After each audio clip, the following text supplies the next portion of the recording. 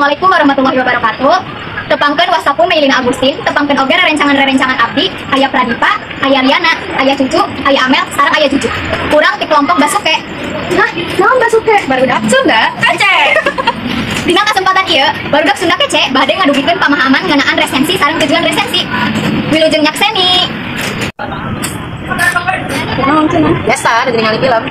Tapi asa aya kekirangan dina ieu film. Oh nya, mending ayeuna urang resensi film. Resensi film.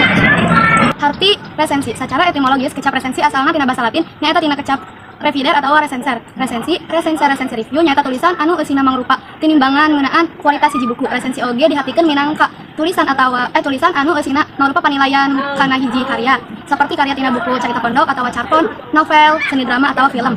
Dina nulis resensi aya kapunjulan, kehengkeran, sarta informasi anu kudu ditepikeun ka masyarakat.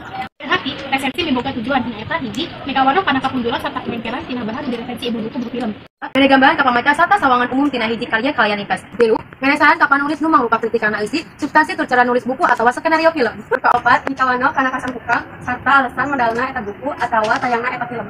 5. Uji kualitas buku atau film jeung ngabandingkeun kana karya sejenna. Minangka pamungkas sim kuring bade nepikeun hiji pantun. Mangga. Ka warung meuli cikur. Sae.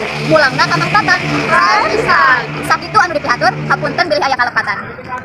Bilih aya nu nyaah oge mangga dihaturkeun. Wassalamualaikum warahmatullahi wabarakatuh.